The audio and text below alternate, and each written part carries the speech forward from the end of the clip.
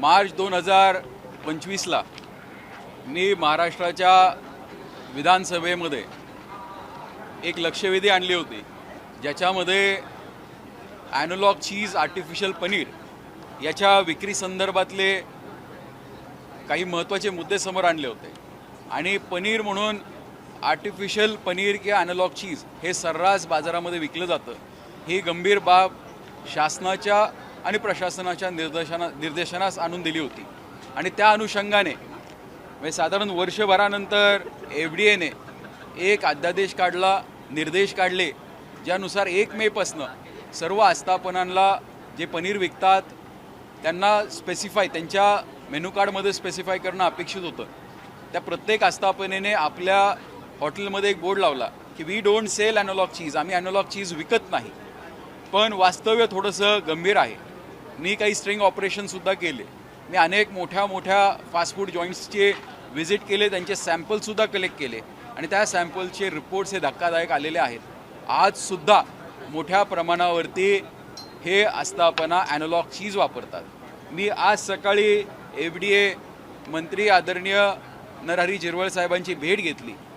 अन्न व औषध प्रशासनाचं खातं त्यांच्याकडे आहे आणि त्यांनी मला आश्वासित केलं आहे की येणाऱ्या काही दिवसांमध्ये ते तात्काळ ॲनोलॉग चीज किंवा डेअरी ॲनोलॉगवरती हे पूर्णतः महाराष्ट्रामध्ये 1 वर्षासाठी बंदी आणण्याच्या तयारीत आहे. माझी मीडियाला अतिशय महत्त्वाची विनंती आहे, कारण मागे ज्यावेळेस मी हा प्रश्न उठवला होता आणि प्रश्न उठवल्यानंतर हा प्रश्न जरी मी उठवला असला तरी याच्यामध्ये सगळ्यात मोठं योगदान हे मीडियाचं आणि सोशल मीडिया इन्फ्लुएन्सरचं आहे. यांनी सगळ्यांनी हा मुद्दा उचलून धरल्यामुळे गेल्या 1.5 वर्षामध्ये आपण इथपर्यंत पोचलेलो आहोत. आता आपण शेवटच्या टप्प्यामध्ये आलेलो आहोत. म्हणजे एक म्हण आहे की right people right time for right cause. ज्यावेळेस एकत्र येतात त्यावेळेस मोठे निर्णय होतात. आजच्या परिस्थितीला हा कॉज तर राईट आहे हे कोणी सांगू शकतं. त्याचबरोबर आता लोकही योग्य आलेली आहेत. या राज्याचे संवेदनशील मुख्यमंत्री हे सुद्धा अग्रेसर आहेत. त्यांचीसुद्धा त्या ठिकाणी आम्हाला परवानगी आहे, सकारात्मकता आहे. त्याचबरोबर अभ्यासू असणारे ज्यांना ह्या संपूर्ण विषयाची माहिती आहे असे झिरवळ साहेब आणि सगळ्यात महत्त्वाचं हे ज्याला जिगरीने काम करणारे कमिशनर आयुक्त या खात्याला भेटलेले आहेत. त्यांच्याकडनं सुद्धा माझी अपेक्षा आहे, कारण जो आपण पाहिला म्हणजे 2006मध्ये एक FDAचा ॲक्ट आला होता आणि त्या 6च्या ॲक्टमध्ये म्हणजे साधारण 23 ऑगस्ट 2006ला या ॲक्टमध्ये तरतूद करण्यात आली. त्यानुसार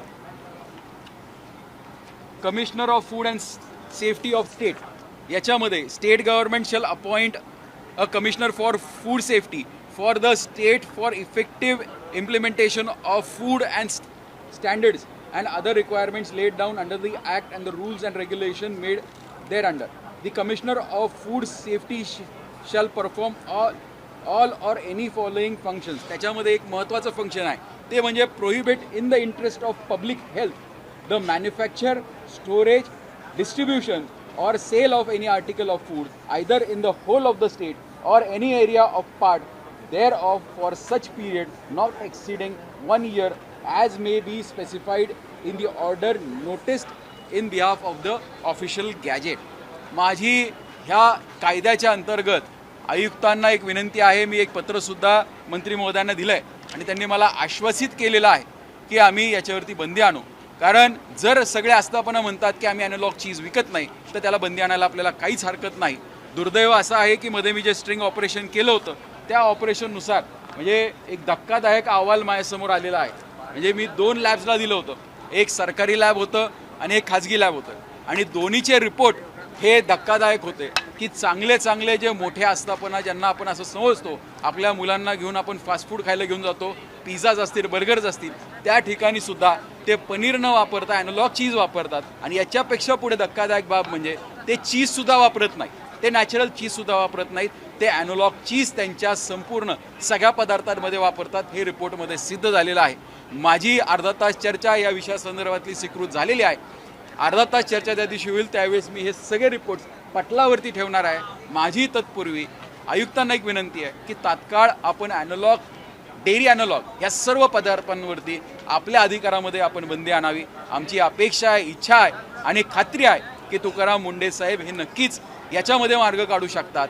माझी मीडियाला आणि सोशल मीडियातील सर्व इन्फ्लुएन्सर्सला एक विनंती आहे की हा लढा काही माझ्या एकट्याचा नाही आहे, हा लढा जनहिताचा आहे, हा जन आरोग्याचा आहे. आपण सगळ्यांनी जसं मागे याला महत्त्व दिलं होतं, परत एकदा जर महत्त्व दिलं तर येणाऱ्या काळामध्ये नक्कीच बंदी झाल्याशिवाय राहणार नाही याची मला खात्री आहे. धन्यवाद.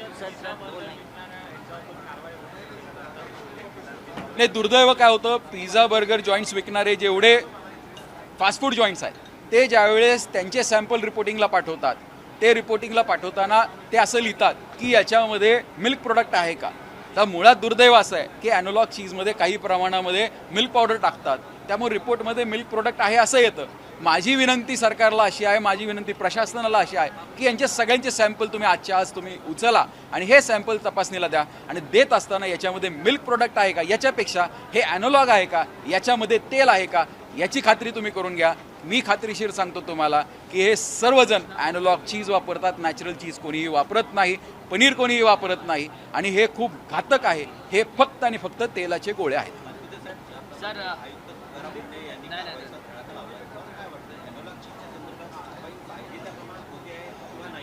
नाही, मुळात कायद्यामध्ये काही त्यांच्याकडे अधिकार दिलेले आहेत, त्या अधिकारांचा ते योग्य वापर करतील अशी मला खात्री आहे. कारण काही मर्यादा आपल्याकडे आहेत, लॅबची संख्या कमी आहे. माझी एक विनंती आहे, जोपर्यंत लॅब्स उभे राहत नाही तोपर्यंत तुम्ही बंदी आणा. ज्यावेळेस लॅब होतील त्यावेळेस आपण तपासणीसाठी संधी देऊ. आणि मुळात कायद्यानुसार त्यांना अधिकार आहेत ना. कायदा क्लिअर सांगतो की commissioner has the right to prohibit sale, production, manufacturing सगळं ते प्रोहिबिट करू शकतात. त्यामुळे त्यांनी त्यांच्या अधिकाराचा पुरेपूर वापर करावा. मी खात्रीशीर सांगतो की देशात महाराष्ट्र हे पहिलं राज्य असेल एवढा मोठा निर्णय घेणारा, आणि देशातच नाही तर संपूर्ण जगामध्ये एवढा मोठा निर्णय घेणारं महाराष्ट्र हे पहिलं राज्य ठरेल.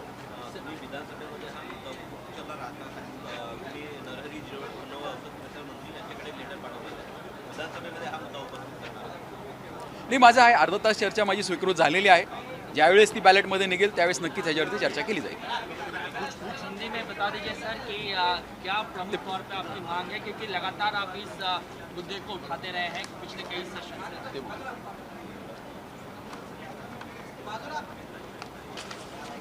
नमस्ते. मार्च 2025 में मैंने महाराष्ट्र विधानसभा सेशन में एक सवाल उठाया था और ये गंभीर मुद्दा था. This was related to public health and awareness about the public health, जिसमें सबसे इम्पोर्टेंट बात ये थी कि जो पनीर मार्केट में बेचा जाता है वो एक्चुअल में पनीर नहीं है, वो आर्टिफिशियल पनीर या फिर एनालॉग चीज़ है जो पनीर के नाम पे बेचा जाता है. और मैंने ये जब सवाल उठाया था उसके बाद लगातार हमारी बहुत सी मैराथन मीटिंग्स नरहरी झिरवाल साहब के साथ हुई, दिवंगत नेते आदरणीय अजीतदादा पवार साहब के साथ भी हुई. और ये सब होने के बाद FDA ने एक नोटिफिकेशन जारी किया था और वो नोटिफिकेशन के तहत 1 मई से महाराष्ट्र में हर जगह पे जो भी आस्थापना है, जो भी रेस्टोरेंट्स है, केटरर्स है, वो अगर पनीर बेचते हैं तो उन्हें एक बोर्ड लगाना इंपॉर्टेंट था या फिर उनके मेनू कार्ड में स्पेसिफाई करना था कि हम लोग एनालॉग चीज़ नहीं बेचते, हम लोग प्योर पनीर बेचते हैं. एज ऑन डेट अभी सभी ही रेस्टोरेंट्स ने अपने अपने होटल्स में ये बोर्ड लगा दिया है कि हम एनालॉग चीज़ नहीं इस्तेमाल करते. अनफॉर्चुनेट ऐसा है कि मैंने कुछ सैम्पल्स विड्रॉ किए थे और मैंने एक स्ट्रिंग ऑपरेशन किया था जिसके तहत मैंने बहुत से फास्ट फूड जॉइंट्स थे जो नामांकित फास्ट फूड जॉइंट्स है वहाँ से सैम्पल्स उठाए थे. वो सैम्पल्स बाकायदा गवर्नमेंट लैब और प्राइवेट लैब में दिए थे और ये सैम्पल्स वहाँ पे फेल हो गए. ये सभी सैम्पल्स एनालॉग चीज़ के हैं. अनफॉर्चुनेटली ये सैम्पल मतलब जो पनीर और चीज़ हम लोग खाते हैं वो एक्चुअल दूध से बना हुआ पनीर भी नहीं है और दूध से बना हुआ चीज़ भी नहीं है. वो आर्टिफिशियल पनीर या फिर एनालॉग चीज़ है जो ऑयल से, तेल से बनता है, सैचुरेटेड तेल से बनता है, सैचुरेटेड ऑयल से बनता है. वो बहुत ही घातक है. मैंने एक मिनिस्टर साहब से आज मिलके विनती की है कि महाराष्ट्र के जो FDA मिनिस्टर है उन्होंने मुझे आश्वासित किया है कि इस पे पूरा प्रोहिबिशन हम लाने के लिए तैयार हैं. और एज पर एक्ट जो food end safety end standards act 2006 है, वो एक्ट के हिसाब से जो स्टेट कमिश्नर है, state food end drug commissioner है, उसके बारे में कुछ जिक्र है. पॉइंट नंबर 13 है जिसमें commissioner of food safety of the state government shall appoint the commissioner of food safety for the state for effective implementation of food safety and standards of other requirements laid down under the act and the rules and regulation made thereunder. The Commissioner of Food shall perform all or any of the following functions namely below. उसमें से एक important function जो A है वो है prohibit in the interest of public health the manufacturer, storage, distribution or sale of any article of food either in the whole of the state or any area or part thereof for such period not exceeding 1 year as may be specified in the order notified in the behalf of the official gazette. इसके तहत मेरी ये मांग है कि मुंडे साहब जो आज commissioner है FDA और अच्छा काम कर रहे हैं और उनसे हमारी ये उम्मीद है कि वो इस एक्ट का इस्तेमाल करके एनालॉग चीज़ जो आर्टिफिशियल पनीर और आर्टिफिशियल चीज़ के नाम पे बेचा जाता है उस पर बंदी ला सकते हैं, प्रोहिबिशन ला सकते हैं. उन्होंने लाना चाहिए. अगर वो लाएंगे तो इसमें बड़ा एक कदम हो सकता है. दादा अगर बात की जाए एफडीए की तो कई बार जो होता है कंपनीज क्या करती हैं वो कहती हैं कि हम स्टेट पैरामीटर्स के हिसाब से काम नहीं करते, हम फसाई के हिसाब से काम करते हैं. तो बात की जाए कमिश्नर तो एक्शन तो ले लेते हैं लेकिन उसके बाद जो होता है ना उनके एक्शन को एक तरीके से डीमोटिवेट कर दिया जाता है क्योंकि जो बड़ी कंपनीज हैं अगर बात की जाए सिर्फ पनीर ही नहीं बल्कि जो मसाले होते हैं हाल ही में कई नहीं, इसीलिए आपका जो मुद्दा है इसीलिए ये जो एक्ट मैंने पढ़ के दिखाया ये एफएसएसआई का ही सेंट्रल गवर्नमेंट का ही एक्ट है और ये एक्ट कमिश्नर को पावर्स देता है. These are discrete power of the commissioner which a commissioner can use on the behalf of the government if he feels that ये प्रोडक्ट्स उसके स्टेट में बेचने के लिए पब्लिक हेल्थ में एक हैजार्डस है. और इसी बेसिस पे मेरी रिक्वेस्ट है, मेरी गुजारिश है कि ये होना चाहिए. और मुझे कॉन्फिडेंस है कि जिस हिसाब से तुकाराम जी मुंडे साहब काम कर रहे हैं, जिस हिसाब से नरहरि झिरवाल साहब काम कर रहे हैं, ये पॉसिबल है क्योंकि इनको सीएम साहब का भी 100% बैकिंग मिलेगा.